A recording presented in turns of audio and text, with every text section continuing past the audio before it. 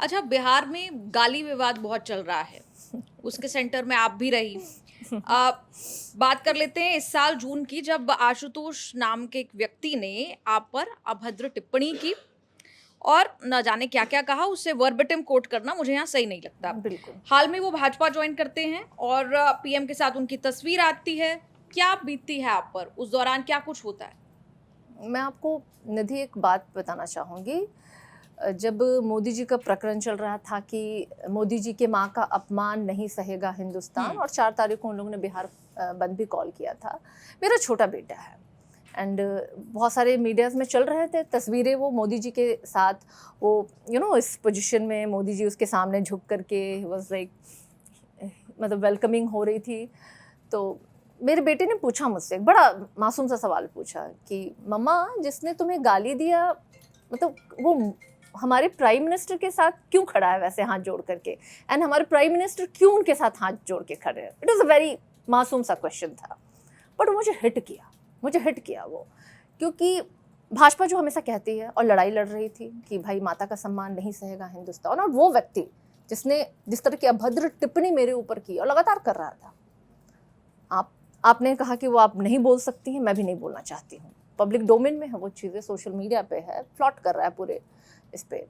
लेकिन वो व्यक्ति जब ये मोदी जी के सामने हाथ जोड़ के खड़ा था, और उसके 10 दिन पहले उसने भारतीय जनता पार्टी जॉइन की थी, और जिस मंच पे उसने जॉइन किया था, वहाँ बिहार प्रदेश के सबसे शीर्ष नेतागण वहाँ मौजूद थे, जिसमें सम्राट चौधरी, विजय सिन्हा एंड दिलीप जायसवाल, जो कि कहते हैं खुद को कि मेरे पास तो गालियों का पिटारा है भाई, डिक्शनरी है उनके पास।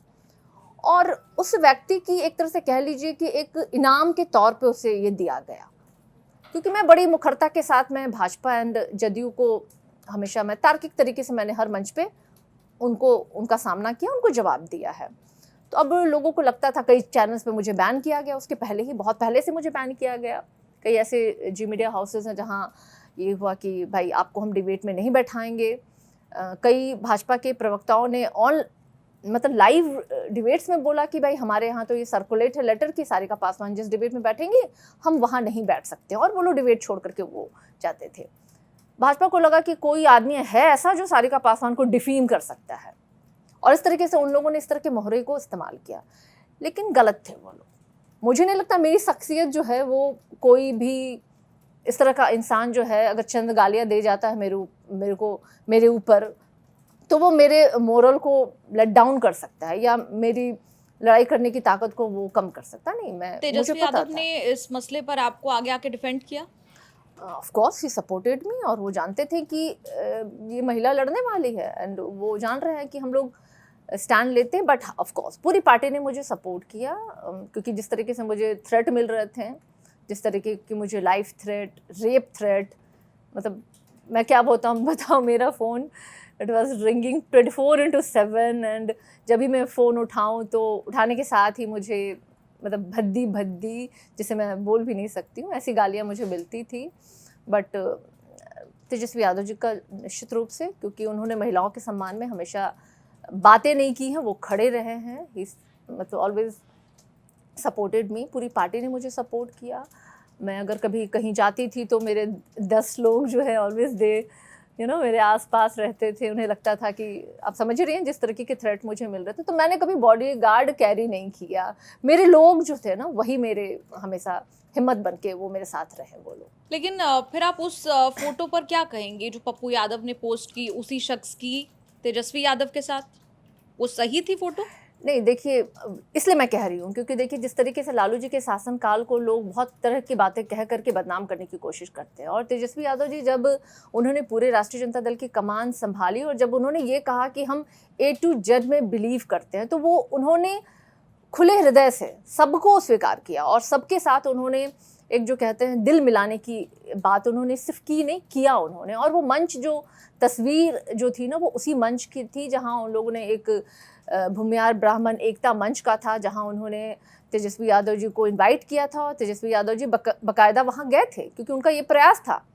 उन्होंने कभी ये नहीं सोच करके ये किया था, उनका उनका बस उनकी इच्छा थी कि हमें सबको लेकर के चलना है। और आज भी अगर आप देखिए हमारी पार्टी में कई ऐसे लोग हैं जो उस कम्युनिटी के हैं, उस कास्ट के हैं, और हमारे साथ हैं, हमारे साथ चल रहे हैं कदम से कदम मिला के, क्योंकि हमारे आइडियोलॉजी है, हमारी पार्टी की आइडियोलॉजी है कि सबको साथ लेके चलना है, सबके साथ बराबरी के साथ, और सभी को अधिकार मिले, ये हमारी पार्टी की एक आइडियोलॉजी है।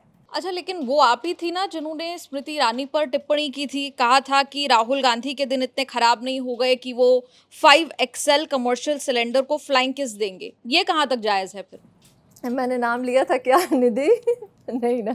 आपको नाम लेने की ज़रूरत नहीं थी, उसी पर बातचीत हो नहीं, रही थी। एक रैंडमली कोई रिपोर्टर आकर उन्होंने मुझे पूछा कि स्मृति ईरानी ने फ्लाइंग किस दिया, सॉरी राहुल गांधी ने फ्लाइंग किस दिया, और इस पे उन्होंने टिप्पणी की थी।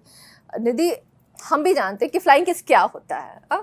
इट्स लाइक मैंने वही बयान दिया था कि देखिए, हवा में तैरता हुआ एक चुंबन था, क्या ज़रूरत है किसी को उठ करके कैच करने की?